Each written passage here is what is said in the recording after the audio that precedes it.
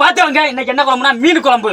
சின்ன வெங்காயம், பச்சை மிளகா, தக்காளி, கருவேப்பிலை, வெங்காயம். அப்புறம் அதுக்கு முன்னாடி மீன் வந்து என்ன மீன் நேம் தெரியல.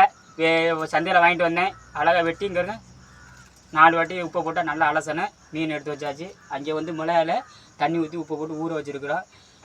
சாயந்தரம் காஞ்சி போச்சான்னு எண்ணெயை ஊற்றிட்டேன். எண்ணெய் காஞ்சிருச்சு. அடுத்தது வந்து வெந்தயம் போடணும். வெந்தயம் போட்டுட்டு கரண்டி எடுத்து நல்லா கிண்டி விடுங்க. ஓகே, இன்னும் கொஞ்சம் பத்தலை வெந்தயம். ஓகே, போட்டாச்சு. அடுத்து வந்து கருவேப்பிலை போடுறோம், பார்த்துக்கோங்க.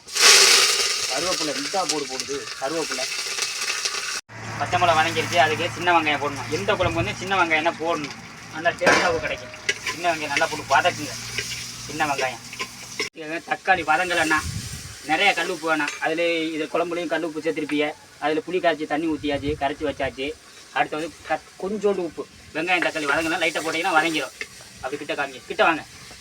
பார்த்தீங்களா, சுத்தமாக வதங்கிருச்சு. கருத்து கல் உப்பு போட்டு நல்லா வதங்கிடும். ஓகே, நல்லா வதங்கிருச்சு. அடுத்து வந்து மீனை மழை தண்ணி எல்லாம் உப்பை போட்டு வச்சுட்டாங்க. எல்லாத்தையும் ஊற்ற போகிறோம், பார்த்துங்க. ஊற்றிட்டு புளியை கரைச்சிட்டு இதில் ஊற்றிக்கங்க.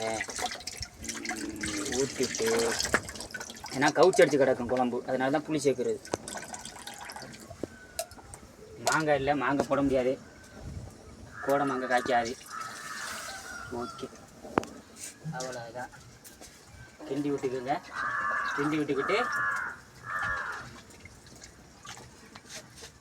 உப்பு இருக்கணும், கரெக்டாக மிளகாய்க்கு சேர்ந்துருக்கணும். சூப்பராக இருக்குது. மீன் குழம்பு வெந்துருச்சான்னு பார்க்க போகிறேன். காமிக்க ப்ரோ, மீனா காமிங்க. பாருங்கள், திக்காக இருக்க குழம்பு.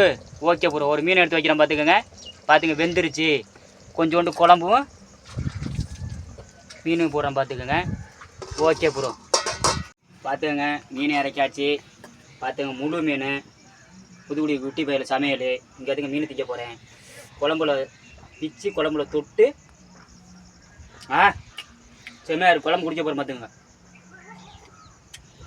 குழம்பு திக்காக இருக்குது, பார்த்துக்கோங்க. மீன் நல்லா வெந்துருச்சு பாருங்கள். உருக்கி மீன் குழம்பு பார்த்துக்கோங்க. குழம்புல தொட்டு இதாண்டா புதுக்குடி வீட்டு பிள்ளை சமையல். சூப்பராக இருக்குடா. மீனை பார்த்துக்குங்க. இன்னொரு வாட்டி பார்த்துக்குங்க.